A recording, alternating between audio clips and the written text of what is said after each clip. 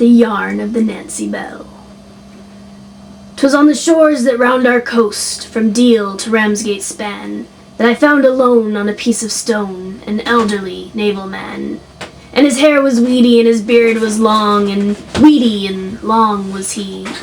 And I heard this wight on the shore recite, in a singular minor key, "Oh, I am a cook and a captain bold, and the mate to the Nancy brig, and a boatswain tight, and a midshipmite, and the crew of the captain's gig." And he shook his fists and he tore his hair, till I really felt afraid, for I couldn't help thinking, this man has been drinking. And so I simply said, "Oh, elderly man, it's little I know of duties of men of the sea, but I'll eat my hand if I understand how you could possibly be at once a cook and a captain bold, and the mate of the Nancy brig, and a boatswain tight, and a midshipmite, and the crew of the captain's gig." And he gave a hitch to his trousers, which is a trick all seamen larn, and having got rid of a thumping quid, he spun this painful yarn. "'Twas in the good ship Nancy Bell we sailed across the Indian Sea, and there on a reef we came to grief, which has often occurred to me. And pretty nigh all the crew was drowned, there were 77 a soul, and only 10 of the Nancy's men cried here to the muster roll.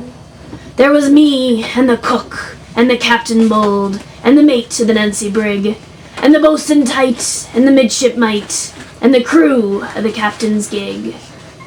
For a month we'd neither victuals nor drink, till a hungry we did feel. So we drew lot, and accordin' shot the captain for our meal. The next lot fell to the Nancy's mate, and a delicate dish he made. Then our appetite with the midshipmite, we 7 survivors stayed.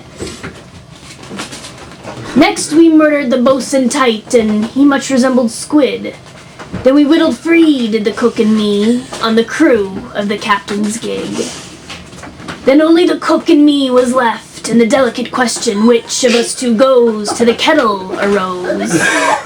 And we argued it out as sich. For I loved that cook as a brother I did, and the cook, he worshipped me. But we'd both be blowed if we'd either be stowed in the other chap's hold, you see. "I'll be eat if you dines off me," says Tom. "Yes, that," says I, "you'll be." "Well, I'm boiled if I die, my friend," quoth I, and "Exactly so," quoth he.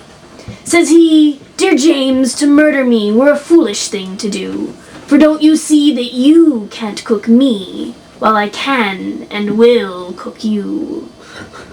And he boiled the broth and stirred in the salt and pepper in portions true, which he never forgot, and some chopped shallot and some sage and parsley too. "Come here," says he, with a proper pride which his smiling features tell. "'Twill soothing be if I let you see how extremely nice you'll smell." And he stirred it round and round and round, and sniffed at the boiling broth, when I upped with his heels and smothered his squeals in the scum of the foaming froth. And I eat that cook in a week or less, and as I eating be the last of his chops, why, it almost drops, for a vessel in sight I see.